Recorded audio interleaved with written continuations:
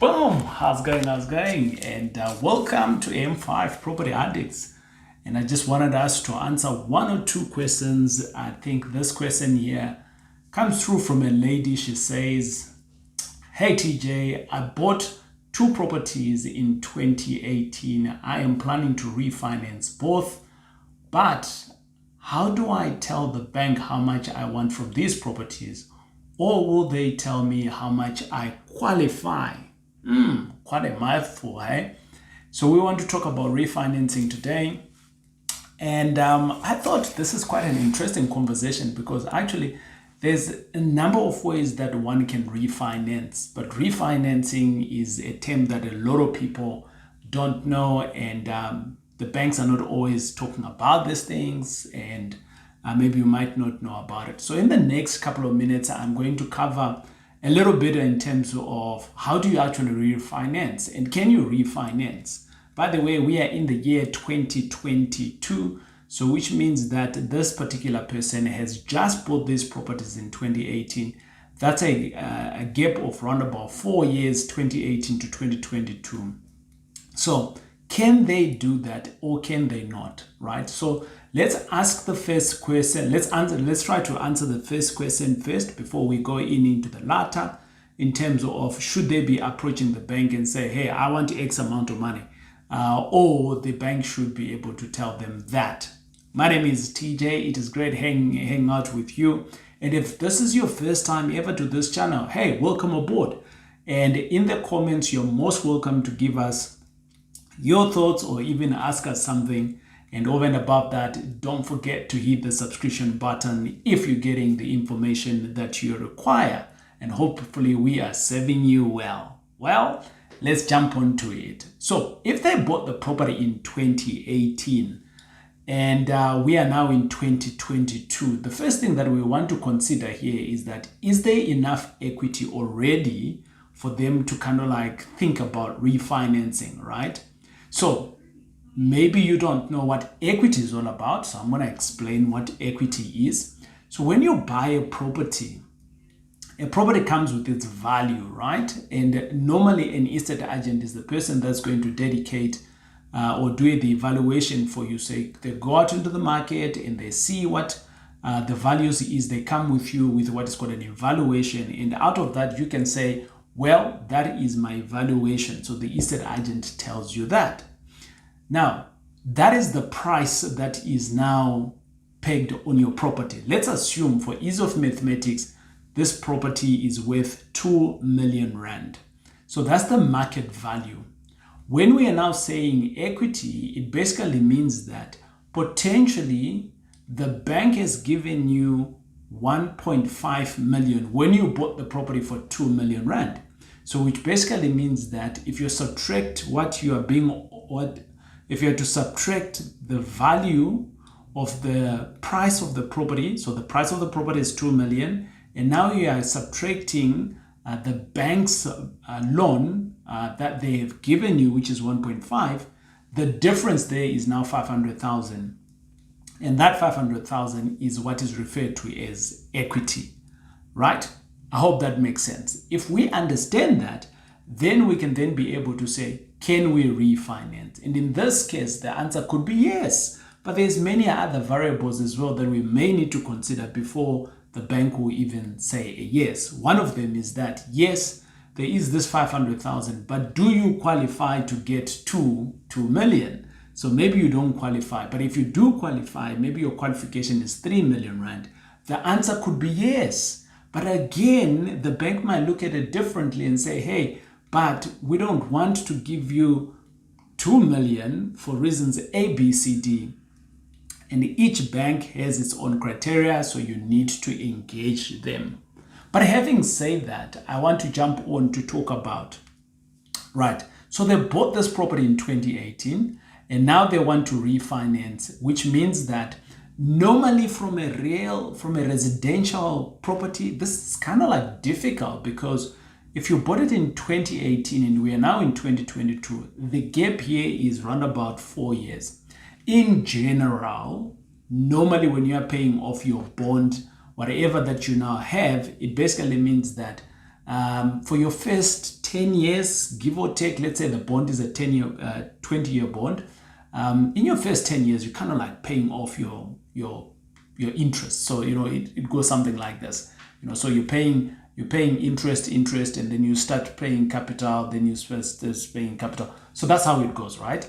It basically means that within your first 10 years, all you're doing is paying interest. Your capital hasn't been touched, or it's been touched, but very little. But having said that, can she now refinance at year number 4? The answer is yes, in general, but I want to give a disclaimer on why I would say yes. So let's assume, right, this person, right, paid a bit of deposit onto the property. So the day that they bought this property, maybe they put in a deposit of 500,000. We're still talking about the 2 million rand property, and they had to pay in a deposit of 200. And maybe when they bought this property, the husband was working and the wife was not working, and this time now both of them are now working, so their income has increased. So if they paid this 500,000 deposit, the answer is yes, a general yes. But obviously other things now needs to come into play. Do they qualify for 2 million rand? And is the bank willing to do that? And if that bank is not willing to do that, can they go to the next bank? And it goes on. Makes sense? So that's point number 1 in terms of if they bought the property and there was a little bit of deposit that they paid, can they extract that equity? The answer is yes. The second point that I then want to talk to here is that let's assume that when they bought this property, maybe let's say they bought the property for 1 million. It's the same property for 2 million rand. This time around, we're going to say they bought it for 1 million. On this 1 million rand that they bought the property on, they went on, the bank came out, evaluated the same property that's worth 2 million, but the bank says, hold on, it is totally run down, so we can only give you 1 million. And for that reason, they went out and then they cleaned the property, they added some value, they threw in a swimming pool, they threw in this and that and that. So they did what is called a forced appreciation. Forced appreciation is when you're putting in value on your property that probably has been neglected over a period of time.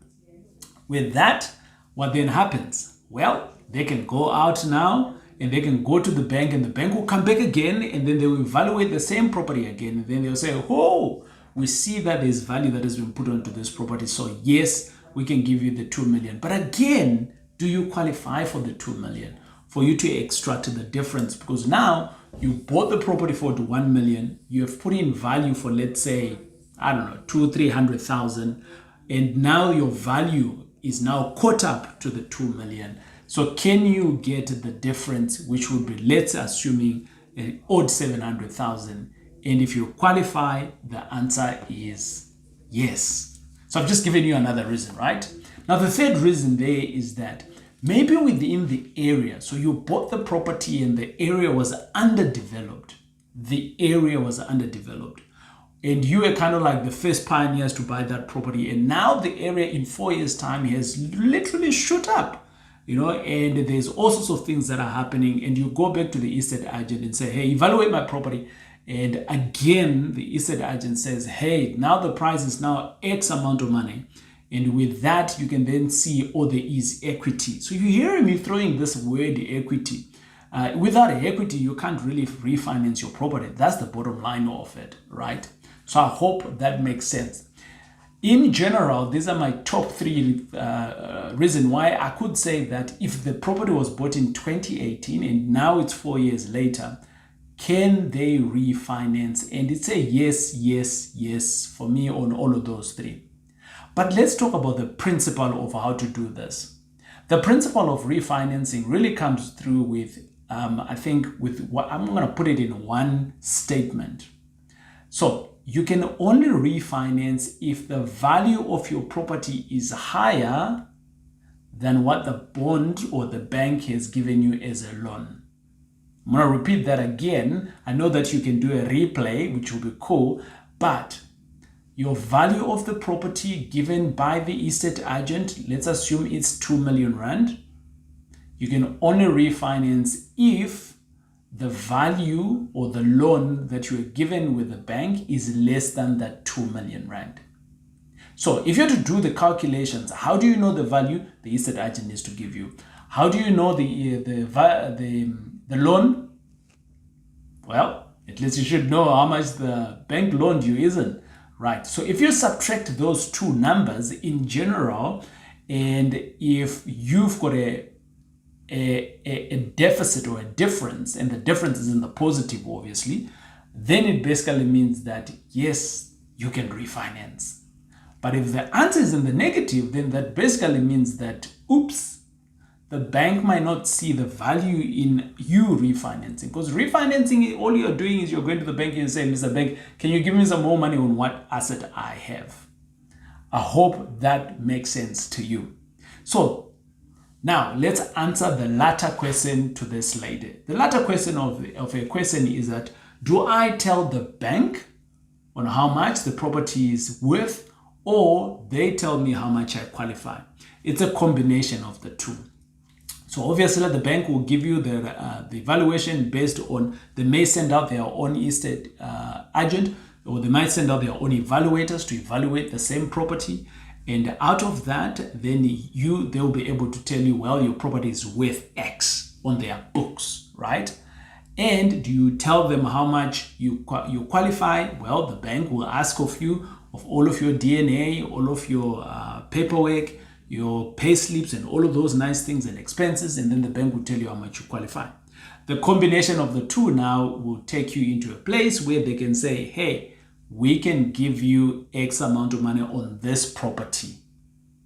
I hope this makes sense. And if you do have any other questions, I suggest that in the comments, hit me up with any comment and I will be able to answer you back. Might take us a day or two, but we will definitely reach out to you again. Well, ladies and gentlemen, it is I, your boy, TJ. I'll check you out on the next video. Boom, boom.